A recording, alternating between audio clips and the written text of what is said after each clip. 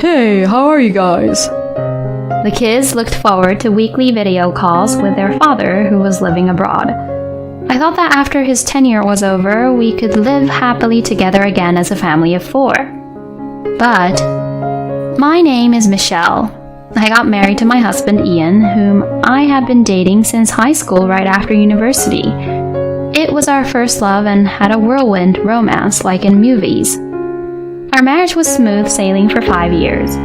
We were blessed with 2 children. His work was going well and was working abroad on a project by himself.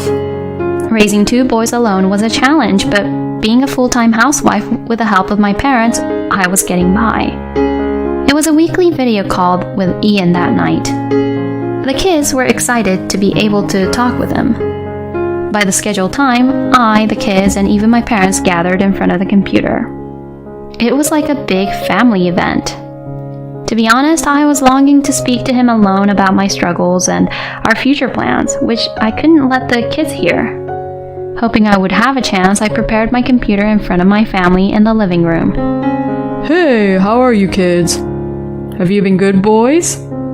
Ian smiled broadly when he saw their happy faces. He seemed to be well and looked the same as ever. The kids were busy talking non-stop about what they'd done and asked him when he would be back.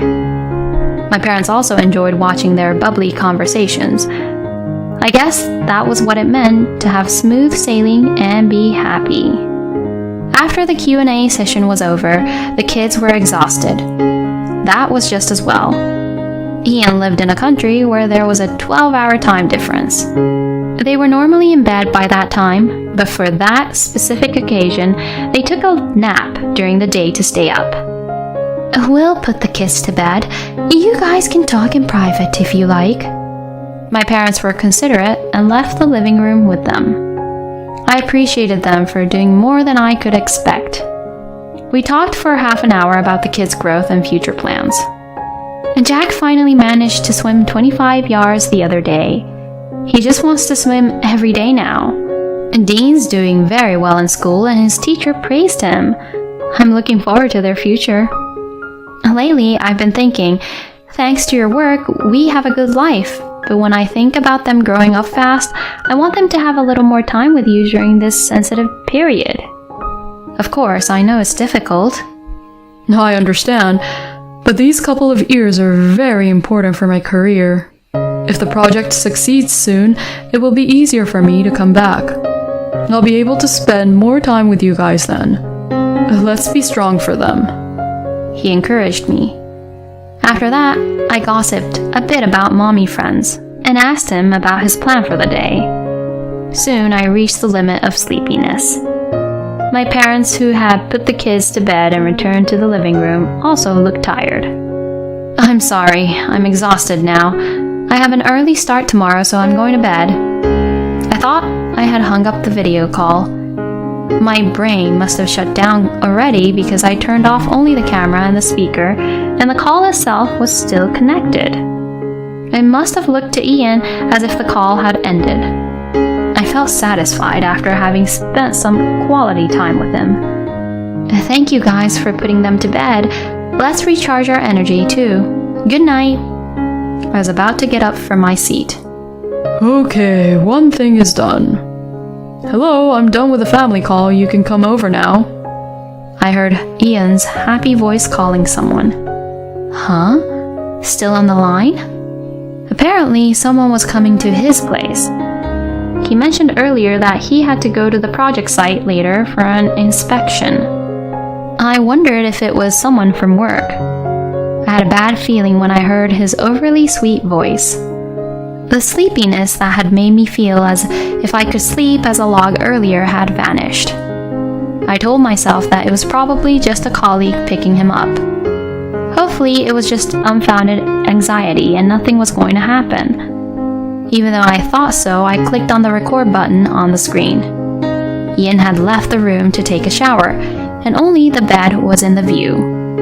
My parents also seemed to be a little uncomfortable with the tone of his voice. He can't hear us now, can he? My mom asked in a hushed voice. The camera and microphone are off right now, so he can't. My dad warned me that it wasn't nice to peek into his privacy and that I should have turned it off. Just a little bit until he leaves for work. I want to see how he prepares for work, please. I persisted, and the three of us continued to watch the screen together.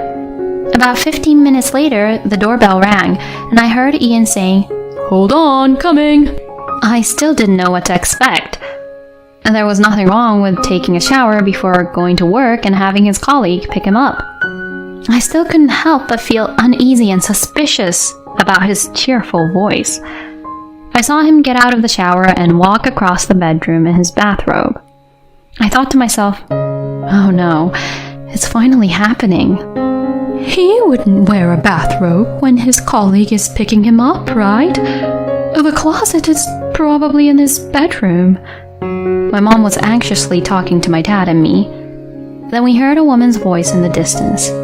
We saw her, probably in her 20s, with her hand wrapped around his waist, come into the screen. I wondered if happiness was something that could fall apart so suddenly. Thinking so, I stared at the screen with my parents. This is it, isn't it? It's unbelievable. I tried to come up with something better to say, but my throat felt tight and nothing else came out. I'm going to hunt him down. Otherwise, I won't be able to calm myself.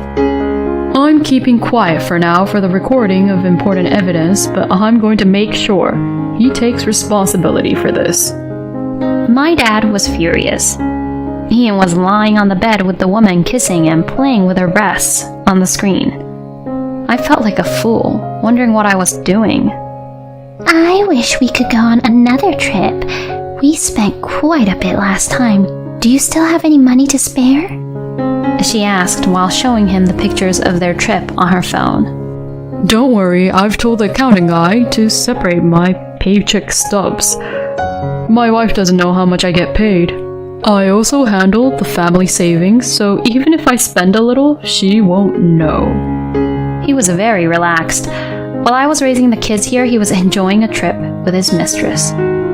Moreover, as far as I heard, they went to a place I had repeatedly told him that I wanted to go. And then, sure enough, they started doing the deed. I felt nauseated, but my parents and I watched them on the screen with blank expressions. My dad said, "You don't have to watch all this. Go to bed now. It's harmful to your eyes." I'll have to see it as evidence later anyway, so let me just get it over with. I put on a brave face and replied nonchalantly. After they were done, and just as the mistress was about to leave, I quietly turned off the computer. It was already 3 a.m. We all must have been overwhelmed by mixed feelings, and I could see that my parents were exhausted. Guys, let's go to bed for now. We went back to our respective bedrooms, but I could not sleep at all. My body was too tired to move, but my brain was in a state of shock. My heart was beating 100 miles an hour. A sense of loss, a sense of despair, and an indescribable sense of closure overwhelmed me. I thought about what to do. I wondered if it could have been all a dream when I woke up in the morning. Who was that woman? So many thoughts were going around and round in my head. As I was fighting the sick feeling and trying to regulate my breathing, the morning came. What's wrong, Mom? You don't look well. My kids were worried. Sorry, I was talking to your dad until late and didn't sleep much last night. I made up a little lie. Your mom is tired today. Nana and I will drop you guys off. My parents took over my task for me. Get well soon, Mom. Let's go. The encouragement from the pure and kind kids almost brought tears to my eyes. I tried hard not to cry and send them off with a smile. I needed to get some sleep. I couldn't think straight. I drank a glass of water and went back to the bedroom. Ian was supposed to come back in 2 months. I had to prepare as much as I could before then and protect my kids no matter what. I swore to myself as I fell asleep. I must have been more exhausted than I thought. I slept until my kids came back. Mom, wake up! Grandpa wanted takeout today, so we got a pizza. Hurry, hurry! Jack woke me up, and I staggered into the dining room. Mommy, are you okay? Dean looked at me worried. Yes, I'm okay, thank you. I'm feeling much better seeing you boys. Did you have fun today? I tickled them, pretending to be cheerful. Stop it! No! They were relieved to see me looking joyful. Seeing them happily play around, my parents also looked a little relieved. You can't fight a war on an empty stomach. As I ate my pizza, I thought about the future. First, I told myself to find out who the woman was, and then took a mental note to make an appointment with an attorney. There was no end to what I would have to do if I started thinking about custody, alimony, and so on. For the time being, I thought it would be best to consult an attorney. I didn't want to spread the rumors by consulting my friends. Fortunately, I was a housewife and had time during the day. After dinner, I put the kids to bed and called my parents into the living room. About yesterday, there's no point in dwelling on it. If I didn't have kids, I would have procrastinated. Strangely enough, when I thought about them, I became calm. I need your help. Then, without a pause, my dad said, Of course. While you were sleeping, I called an attorney I used to know. I know him from when one of my friends was cheated on by his wife, he said proudly. I was very grateful, but I knew it was nothing to be proud of. I turned to look at my mom. I will help you as much as I can. I trusted Ian so much, but he betrayed us. I wouldn't be satisfied if I didn't do anything. She readily agreed. I wasn't sure what she was planning, but she seemed to be enjoying the situation. I made an appointment with the attorney this weekend. Can you be there? My dad asked about my schedule, and my mom said, Don't worry, I'll watch the kids. The next day, we started rolling. We had 2 months until Ian's visit. We wanted to settle everything before then. First, I checked all the SNS. It was surprisingly easy to find out about his mistress. She worked for the same company as him. She was a secretary at an overseas branch. I went to his company and explained the situation to his local boss to get his help. His boss was at first puzzled, but as soon as I showed him the video of the infidelity, he held his head in his hands. I am very sorry. I will share the situation with my supervisor and take the appropriate action. Next, we discussed filing for divorce, alimony, and the necessary information with the attorney. The video evidence of his infidelity alone was conclusive, and I also had a copy of the bank statement and contact information of the mistress. It was almost perfect, so I was told not to worry. Of course, I had to report it to my parents-in-law. At first, they denied the accusation and said I was making it up to get alimony. But as soon as I showed them the video, they fell quiet and apologized to me frantically. We are so sorry. We will do everything we can to help you. The most painful part was explaining the situation to my kids. I honestly didn't know what to tell them. If I lied and told them that he couldn't come home for a long time because of work, they would grow up looking forward to visiting him without question. I didn't want to do that. I made up my mind and told them. Your dad lied to me in a very unforgivable way. I'm very hurt. I can't live with him anymore when he comes back. I'm sure you guys will miss him, but will you come and stay with me? They didn't seem to understand the gravity of the situation yet, but they said they wanted to be with me. I couldn't help but cry. I'm sorry. I'm very sorry. Then came the day Ian returned. I told him that I had reserved a private room at a restaurant to welcome him home with the family. I waited for him with my parents, my in-laws, and his boss. As soon as he arrived at the restaurant, Is there anything you need to tell us? My father-in-law asked him, managing to suppress his anger. What's going on? Boss! All of you! What's this all about? He was flabbergasted by the situation. There's no point in keeping a secret. All I need is your signature. I slammed the divorce papers, alimony charge, and a letter of termination from his company.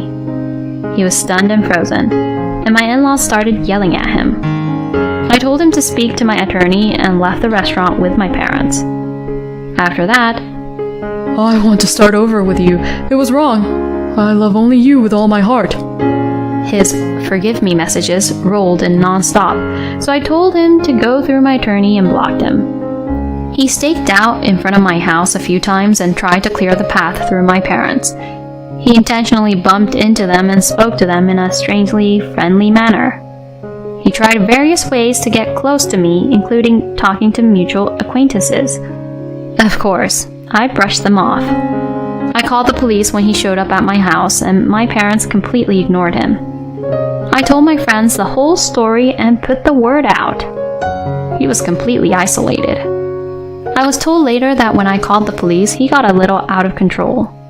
He was charged with assault and battery and joined the National Criminal Database. On the day of the court hearing, he asked to see the children at least once a month. When I asked him how dare he come to see them, he shrunk and fell silent.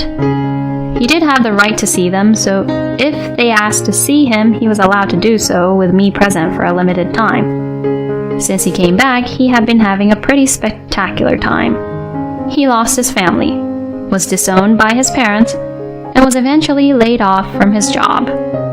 He was living on the edge while working part-time jobs to pay alimony. The salary he lied about and the savings, which were used up in the end, were used against him to make up a considerable amount of alimony. He also broke up with his mistress.